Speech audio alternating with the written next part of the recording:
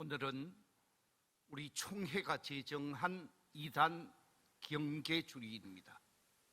저는 이 이단 경계주일을 맞이하면서 오늘 주보에 기록되어져 있는 대로 너희가 미혹을 주의하라 하는 제목으로 말씀의 은혜를 나누고자 합니다. 저를 한번 따라해 주시면 감사하겠습니다. 너희가 미혹을 주의하라. 한 번 더 하겠습니다. 너희가 미혹을 주의하라.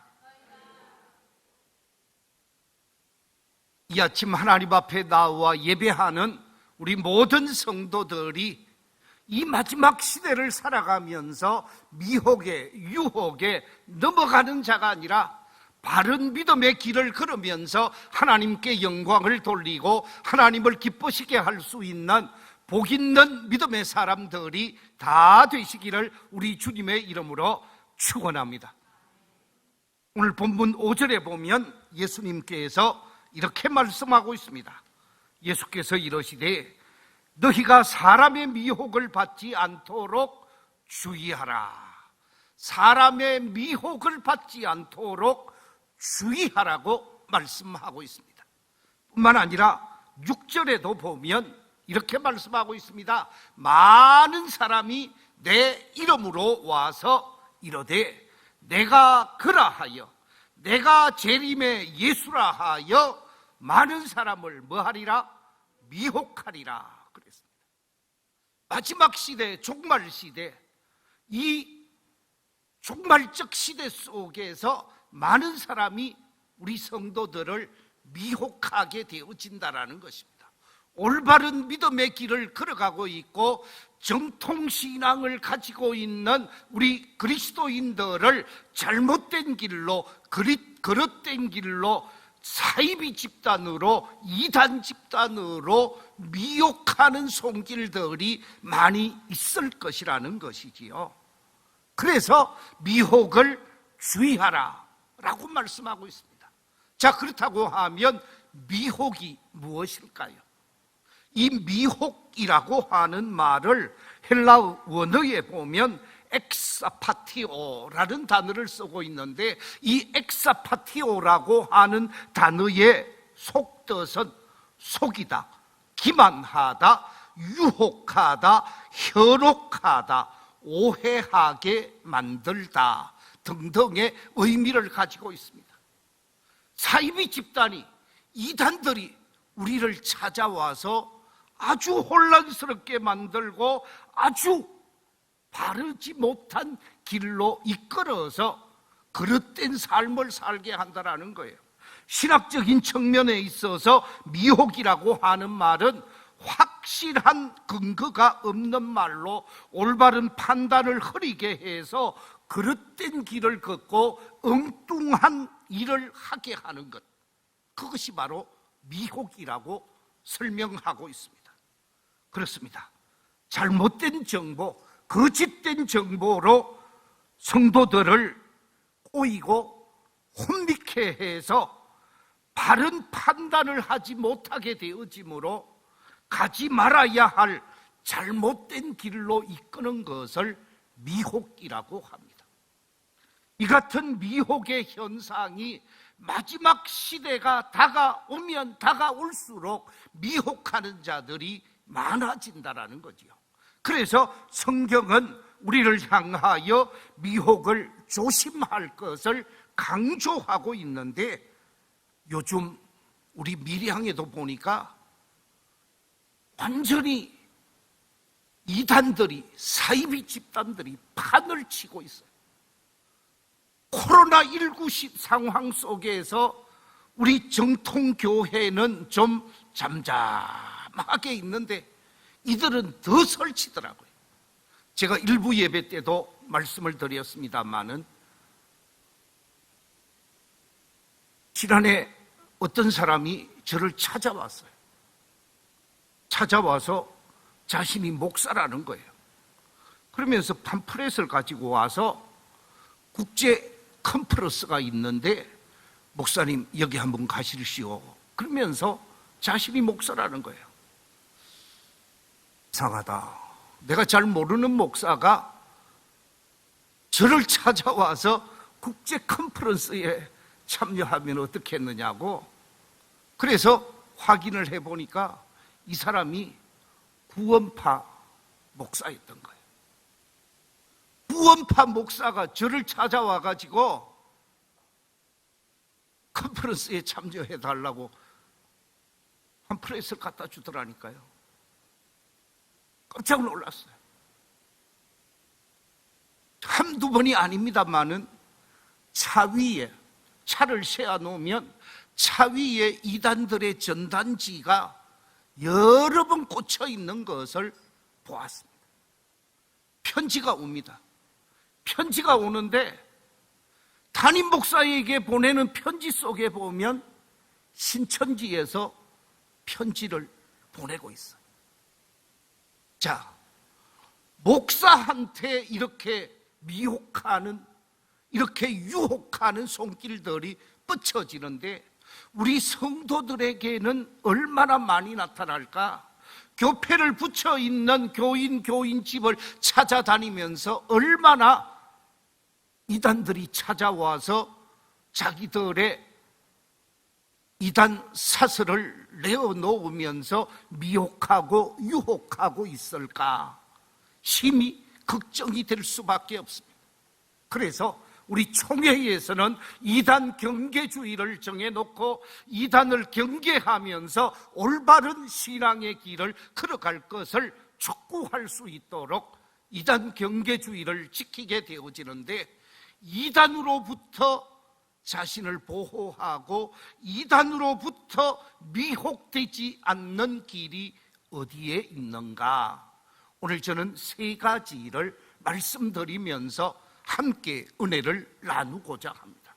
제일 첫 번째, 이단으로부터 미혹되지 않는 비결은 사람들의 잘못된 가르침을 따르지 말아야 한다고 오늘 성경은 우리에게 말씀해 주고 있습니다. 오늘 본문 5절과 6절에 보면 이렇게 기록하고 있습니다. 예수께서 이러시되 너희가 사람의 미혹을 받지 않도록 주의하라. 많은 사람이 내 이름으로 와서 이르되 내가 그라하여 많은 사람을 미혹하리라 그랬습니다. 많은 사람이 미혹되어질 것을 예수님께서는 이미 아셨습니다. 그래서 미혹의 손길이 있을 것이라고 말하는데, 예수님께서 이 땅에 계시다가 공생의 사역을 다 완성하고 재림하실 것을 우리에게 말씀하셨죠. 내가 다시 와서 그랬습니다. 예수님께서 이 땅에 재림해 오셔서 구원할 자를 구원하시고 마지막 심판을 통해서 하나님의 새로운 세계를 펼치겠다고 말씀하셨는데, 예수님이 이 땅에 오기 이전에 끊임없이 내가 재림의 주입니다, 내가 재림의 주라고 여러 사이비 집단의 교주들이 자신이 그라고 강조하는 사람들이 우리 대한민국에도 얼마나 많은지 모릅니다. 그렇기 때문에 그들의 잘못된 가르침, 그들의 잘못된 미혹을 주의하라는 말씀입니다. 이 미혹이라고 하는 말을 설교학적으로 설명을 하면 잘못된 길, 그릇된 길, 죄악된 길, 가지 말아야 하는 길로 이끌고자 하는 것이 뭐라고요? 미혹이라는 말씀입니다. 우리를 미혹의 길로 이끌어 가려고 하는데, 우리를 미혹하는 사람들은 올바른 사람들이 아니라는 거예요. 그들은 다 거짓 목자요 잘못된 사람들이라는 말씀입니다. 강도요 절도라고 성경은 말씀하고 있습니다. 요한복음 10장 1절 말씀 우리 같이 한번 읽어보겠습니다. 시작. 내가 진실로 진실로 너희에게 이르노니 문을 통하여 양의 우리에 들어가지 아니하고 다른 데로 넘어가는 자는 절도며 강도요. 양의 문으로 들어오지 않는다. 그 말은 교회의 정상적인 문으로 들어온다는 말이요, 교회에 소개되어지고 교회가 세워서 교회로부터 세움받은 사람이 와서 말씀을 전하고 와서 하나님의 말씀을 가르치게 되어질 때에는 잘못된 사람, 그릇된 사람, 사이비 이단 집단이 세움을 받아서 설교를 하고 말씀을 전하는 일이 없다라는 거지요. 제가 여러분 앞에 말씀의 대언자를 세워서 저를 대신해서 세울 때에 잘못되었다 싶으면, 이것은 아니다 싶으면, 1%라도 잘못된 것이 있으면 결코 세우지 않을 것입니다. 그런데 이 잘못된 거짓 선지자들, 잘못된 미혹하는 사람들은 정문으로, 교회의 문으로, 양의 문으로 들어오는 것이 아니라 월장을 한다라는 거예요. 잘못된 길로 찾아간다라는 거예요. 그래서 우리 성도님들을 찾아가서 아주 은혜로운 성경 공부하는 곳이 있는데 거기 한번 가볼 생각이 없습니까? 그러면서 아주 은혜로운 곳으로 이끌어가면서 가자고 얘기합니다.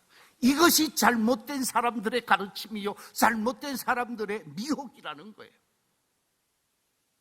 세미나를 그럴듯한 이름으로 만들어 놓고 성도들을 초청하고 교역자를 초청하는 이 잘못된 가르침, 지금 구원파가 이와 같은 일을 많이 하고 있는 것을 보게 되어지고, 며칠 전에도 박옥수 집단에서 엄청난 국제 컨퍼런스를 하면서 청소년들을 4,000명을 끌어들였다고 하는 보도를 본 적이 있습니다. 사람의 잘못된 가르침에 미혹되지 않는 길은 말씀의 거울 앞에, 말씀의 거울 앞에서 맞는지 안 맞는지가 확인되어져야 한다는 거예요. 여러분이 의심스럽다고 하면 담임 목사님에게, 부목사님에게, 우리 교회 목사님에게 확인을 해서, 목사님 이런 모임이 있는데, 이런 집회가 있는데, 이런 세미나가 있는데 여기에 오라고 하는데, 친구가 가자고 하는데 가도 되겠습니까? 확인해야 한다는 것입니다. 그래서 아니다 싶으면은 아무리 좋은 곳이라 할지라도 노할 수 있어야 한다는 거예요. 그런데 오늘날 많은 사람들이 잘못된 미혹에 넘어가게 되어진다라는 말씀입니다. 요한일서 4장 1절에 이렇게 말씀하고 있습니다. 사랑하는 자들아, 영을 다 믿지 말고 오직 영들이 하나님께 속하였나 분별하라. 많은 거짓 선지자가 세상에 뭐 했다고요? 나왔다라는 거예요. 이 세상에 많은 거짓 선지자, 잘못된 사람들이 있어서 그들이 미혹하고 그들이 유혹할 때 분별하는, 분별의 지혜가 있어야 되는데, 분별의 지혜가 내가 없을 때에는 반드시 목사님에게 확인해서 증거를 받을 수 있어야 하는 거예요. 사람의 잘못된 가르침과 미혹에 넘어가지 않는 우리 교회 모든 성도들이 되시기를 주의 이름으로 축원합니다. 요즘 신천지에서 뭐라고 얘기하는 줄 아세요? 이렇게 얘기합니다. 어디에 해외에서 선교하다가 들어오신 아주 훌륭한 선교사님이 한국에 얼마 전에 들어왔는데 우리 지역에 왔습니다. 형제님 같이 가보십시다. 자매님 한번 같이 가볼 생각이 없습니까? 이렇게 해서 아주 훌륭한 목사, 아주 훌륭한 선교사라고 말하면서 한번 가자고 하는 사람들은 다 신천지 집단이에요. 90% 이상은 신천지 집단인 것을 아시고, 이런 사람들의 유혹, 이런 사람들의 미혹에 넘어가지 않는, 잘못된 길에 들어서지 않는 저와 여러분이 되시기를 주의 이름으로 축원합니다. 두 번째, 이단과 사이비 집단에 미혹되지 않는 비결이 무엇인가? 그것은 다름이 아니라 종교적 두려움, 종말적 두려움의 노예가 되어서는 안 되는 거예요. 여러분, 지금 이 시대를 마지막 시대라고 얘기합니다. 지금 이 시대를 종말 시대라고 얘기합니다. 그런데 이 종말적 시대, 이 마지막 시대에 사람들이 두려워 떨게 되어진다는 거예요. 오늘 본문 7절에 이렇게 기록하고 있습니다. 난리와 난리의 소문을 들을 때에 두려워하지 말라. 이런 일이 있어야 하되 아직 끝은 아니니라.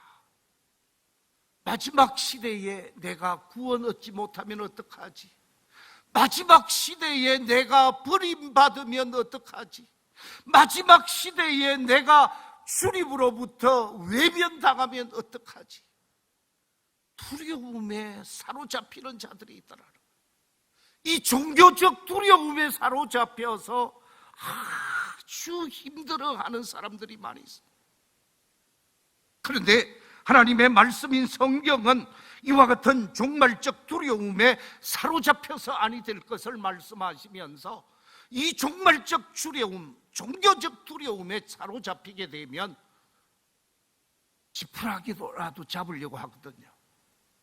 지푸라기라도 잡으려고 하다가 보니까 누군가가 낚아채려고 하면 거기에 넘어갈 수가 있다라는 말씀입니다.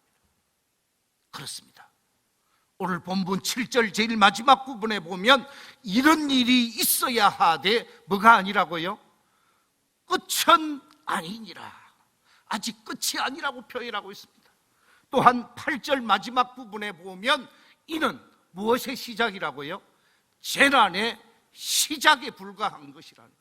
앞으로 얼마든지 시간이 많이 남아있는데 남은 시간이 두렵고 불안해서 뭔가를 붙들려고 하다가 보면 두려움의 노예가 되어지면 불행하게 되어진다는 것입니다.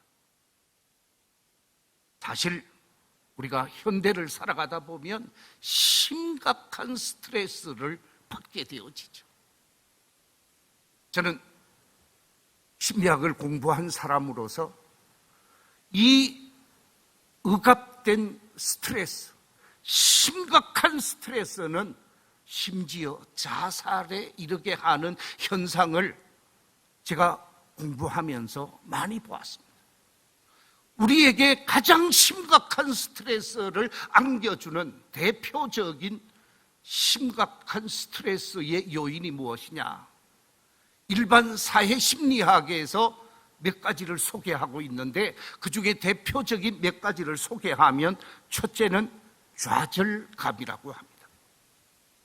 내가 뭔가를 할 수 있기 위해 열심히 준비하고 어떤 목표를 향해 동기화된 그 목표를 향하여 달려가고 있는데 그만 좌절감이 찾아오게 되어지면 심각한 스트레스가 찾아오고 죽고 싶은 거예요. 두려움에 빠지게 되어지는 거예요.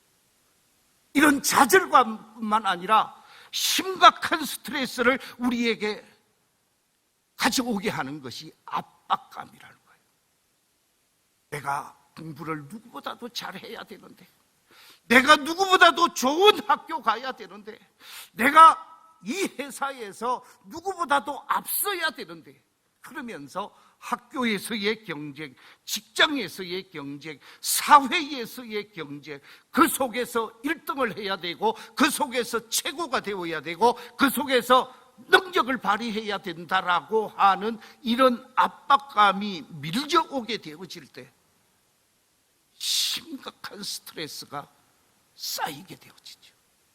이 압박감이 엄청난 스트레스를 주게 되고 이 압박감에 너무 눌리게 되어지면 삶을 포기하려고 하는 사람들이 많이 있다라는 거예요. 뿐만 아니라 세 번째, 결핍입니다. 이 결핍이라고 하는 것은 개인의 욕구를 만족시켜 줄 수 있는 여러 가지 수단이 있지요. 돈이 내게 만족을 주기도 하고 재물이 내게 만족을 주기도 하고 권력이 내게 만족을 주기도 하고 다양한 욕구를 충족시켜 주는 것들이 있습니다. 그런데 그것이 그만 결핍 현상이 나타나게 되어지죠. 줄 수 없는 현상이 나타나게 되어집니다. 부도가 찾아오기도 하고 이혼이 찾아오기도 하고 사고가 찾아오기도 하고 뜻하지 않게 여러 가지 개인적 욕구를 차단시키는 이 결핍 현상이 우리를 불행의 늪에 빠뜨리게 되는, 심하면 자살을 선택하기도 되어집니다. 또 하나를 더 소개할 수 있는데 그것은 잘못된 인간관계라고 말하게 되어집니다. 부부간의 잘못된 인간관계, 회사 속에서 상사와의 잘못된 인간관계, 학교 속에서 친구들과의 잘못된 인간관계, 사회 속에서의 잘못된 인간관계가 깨어지고 뒤틀리게 되어지면 사람을 기피하게 되어지고 사회를 기피하게 되어지고 만남을 점점 멀리하면서 혼자 달팽이 속으로 들어가게 되어지면 우울증이 찾아오게 되어지고 불안이 찾아오게 되어지고 초조감, 두려움이 찾아오면서 심각한 스트레스로 인한 두려움이 초래되어지는 거예요. 이뿐만이 아닙니다. 외상적인 측면에 있어서 우리를 스트레스 받게 하는 전쟁이라든지 테러라든지 지진이라든지 태풍이라든지 자연재해라든지 또는 교통사고라든지 이런 여러 가지 화재사고 등등 이런 속에서 위험을 경험하게 되어질 때 두려움을 경험하고 스트레스를 받게 되어집니다. 이것이 심리적인 스트레스로 또한 정서적인 스트레스로만 머물다가 해소가 되어지면 문제가 없는데 이것이 발전하면 종교적인 공포감으로 올라가게 되어지고 마지막에는 종발적인 스트레스로 불안감으로 두려움으로 나타나게 되어집니다. 그렇게 되어지면 그 무언가를 붙들려고 할 때 이단이나 사입이나 잘못된 사람에 의해 붙들리게 되어지고 넘어가게 되어지면 희망이 없는 삶을 살게 되어지고 절망의 늪에 빠지게 되어진다는 거예요. 그래서 이와 같은 문제 앞에서 우리 그리스도인들은 당당한 삶의 자세를 가져야 해요.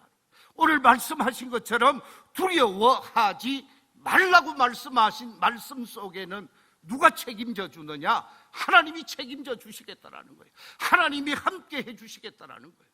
자, 우리 말씀을 한번 읽어보겠습니다. 마태복음 10장 28절 이하 31절 말씀 같이 읽겠습니다. 시작. 몸은 죽여도 영혼은 능히 죽이지 못하는 자들을 두려워하지 말고 오직 몸과 영혼을 능히 지옥에 멸할 수 있는 이를 두려워하라. 참새 2마리가 한 아사리온에 팔리지 않느냐? 그러나 너희 아버지께서 허락하지 아니하시면 그 하나도 땅에 떨어지지 아니하리라. 너희에게는 머리털까지 다 세신 바 되었나니 두려워하지 말라. 너희는 많은 참새보다 귀하니라. 할렐루야. 하나님께서는 우리를 참새하고 비교할 수 없는 존재라는 거예요. 하나님의 아들이요 하나님의 백성이요 하나님의 딸들인데 이 하나님의 자녀들을 하나님이 지켜주시고 책임져 주실 것인데 왜 두려워하느냐는 거예요. 왜 염려하고 걱정하고 근심하느냐는 거예요. 우리가 근심하고 걱정하고 두려워하는 것은 전체 100% 가운데 쓸데없는 두려움이 정확하게 92%를 차지한대요. 우리가 정말 염려하고 두려워해야 하는 것은 8% 정도 된대요. 그런데 다가오지 않는 것, 다가오지 않은 것에 관해서 염려하고 걱정하고 내 삶의 현장에 전혀 영향을 끼치지 않은 것인데도 불구하고 두려워하고 염려하는 것에 종이 되어져 사는 사람들이 너무나 많게 되어지고 그들이 불행의 늪에 빠지게 되어진다는 거예요. 그래서 두려워하지 말라는 것입니다. 하나님께서는 선지자 이사야를 통해서 이렇게 말씀하고 있습니다. 이사야 41장 8절 이하 10절 속에서 이렇게 말씀하고 있습니다. 그러나 나의 종도 이스라엘아, 내가 택한 야곱아, 나의 벗 아브라함의 자손아, 내가 땅 끝에서부터 너를 붙들며 땅 모퉁이에서부터 너를 부르고 네게 이르기를 너는 나의 종이라. 내가 너를 택하고 싫어하여 버리지 아니하였다 하였노라. 두려워하지 말라, 내가 너와 함께함이라. 놀라지 말라, 나는 네 하나님이 됨이라. 내가 너를 굳세게 하리라. 참으로 너를 도와주리라. 참으로 나의 의로운 오른손으로 너를 뭐하리라? 붙들리라. 할렐루야. 하나님은 우리를 붙드시는 분인 줄로 믿습니다. 하나님은 우리와 함께 하시는 분인 줄로 믿습니다. 땅 끝에서, 땅 모퉁이에서, 땅 어디에서든지 하나님이 우리를 도우시고 우리에게 은혜 베푸시고 우리를 축복하시기에 두려워하지 말고 당당하게 나는 하나님이 책임져 주시는 사람, 나는 하나님이 함께하는 사람이라는 믿음을 가지고 그 어떤 현상, 그 어떤 현실 앞에서도 두려워하지 말라라는 거예요. 지금 종말이 와도 나는 두렵지 않습니다. 왜냐하면 나와 함께 하시고 나를 책임져 주시고 나를 영광의 그 자리로 인도하실 하나님이 계시기에 나는 두려워하지 않겠습니다라고 강하고 담대한 믿음의 삶을 살아갈 수 있는 저와 여러분이 되시기를 우리 주님의 이름으로 축원합니다. 세 번째, 이단과 사이비 집단으로부터 미혹되지 않는 비결이 어디에 있는가? 그것은 지금 이 마지막 시대, 종말 시대는 재난이 시작되어져서 진행되는 시대임을 알고 정신을 차리고 깨어 있어야 한다는 거예요. 정신 차려 깨어 있으면서 하나님이 기뻐하는 삶을 살고 하나님께로부터 부여된 사명을 감당하는 삶이 우리의 삶이어야 한다고 말씀하고 있습니다. 오늘 본문 7절 8절에 난리와 난리의 소문을 들을 때에 두려워하지 말라. 이런 일이 있어야 하되 아직 무엇을 아니라고요? 끝은 아니니라. 민족이 민족을, 나라가 나라를 대적하여 일어나겠고 곳곳에 지진이 있으며 기근이 있으리니 이는 재난의 뭐라고요? 시작이라. 이제 재난의 시작이 되어졌고 재난이 이어지고 있습니다. 이런 가운데 우크라이나의 전쟁이 터졌습니다. 전쟁으로 인해서 세계 경제가 엄청나게 위험을 경험하고 있습니다.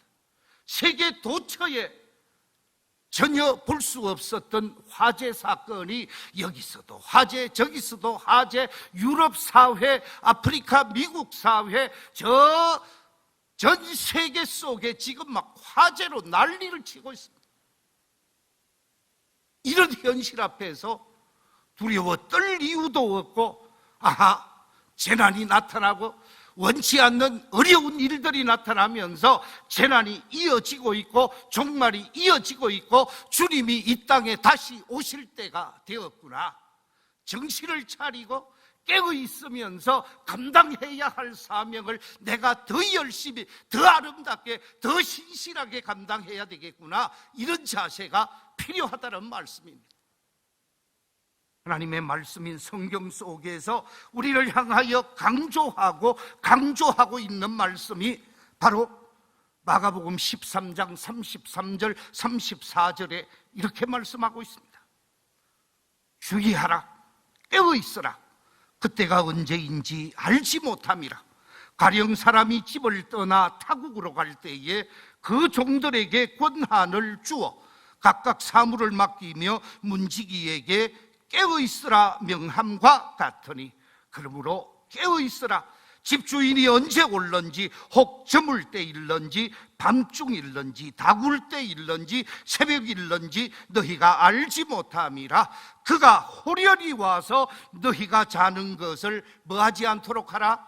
보지 않도록 하라 그랬습니다. 영적으로 잠자고 있는 사람, 완전히 잠에 취해서 앞뒤를 분별할 수 없는 사람이 되어지면 그 사람은 불행한 사람. 우리는 이 마지막 시대를 살아가면서 정신을 차려야 합니다. 깨어 있어야 합니다. 깨어서 사명을 아름답게 감당해야 한다는 거예요. 사도 바울이 우리에게 가르쳐준 데살로니가 전서 5장 5절과 6절에 이렇게 말씀하고 있습니다. 너희는 다 빛의 아들이요 낮의 아들이라. 우리가 밤이나 어둠에 속하지 아니하나니 그러므로 우리는 다른 이들과 같이 뭐하지 말고 자지 말고 오직 깨어 정신을 뭐하라? 차릴지라. 할렐루야. 우리는 깨어 정신을 차리고 있으면서 하나님이 기뻐하는 일, 하나님이 원하는 일을 해야 한다라는 말씀입니다. 오늘 날씨가 더워서 빨리 말씀을 마무리하겠습니다. 마지막 결론으로 오늘 주신 말씀 세 가지를 정리하겠습니다. 그 첫째는 우리가 이단에 미혹되지 않는 비결, 사람들의 잘못된 가르침에 따르지 말라 그랬습니다. 두 번째 비결, 종말적 두려움과 종교적 두려움의 노예가 되지 말라 그랬습니다. 세 번째, 재난의 시작임을 알고 재난이 진행되어짐을 알고 정신을 차리고 깨어서 주어진 사명에 열심을 다하며 재림의 주님을 온전히 기다리는 삶이 우리 그리스도인들의 삶이 되어야 할 것을 말씀하고 있습니다. 이 설교를 마치고 말씀을 묵상하는 가운데 어제 오후 시가 한 편 쓰여졌습니다. 이 시로 마지막 결론을 맺겠습니다. 나타날 당신 앞에서 당신이 다시 오마 약속했던 이 항구에 주인 잃은 자리를 잡고 앉았습니다. 먼저 와서 바스락거리며 다가오는 나뭇잎의 발걸음이 제 눈을 반달로 뜨게 합니다. 산골짝 유유히 흐르는 시냇물처럼 오실 당신만을 하염없이 기다리는 눈물 골짜기엔 붉은 강물이 흐르고 하얀 돛담배가 떠 있어 배저을 사공을 기다립니다. 말없이 약속의 문이 열릴 때마다 들어오는 한 사람 한 사람이 당신이었다가 당신일 것이었다가 당신이 아니어서 다시 문 열리기를 호대합니다. 나타나지 않는 당신을 기다리며 당신 있는 곳으로 달려갑니다. 나는 지금 사막의 강을 건너 바람의 언덕을 넘어 지평선 끝자락을 바라봅니다. 쿵쿵거리는 발자국 소리에 귀를 기울이며 나는 오늘도 나타나지 않는 당신이 계신 곳으로 한 걸음 한 걸음 다가가며 손을 내밀고 피 묻은 당신의 손 잡고자 합니다.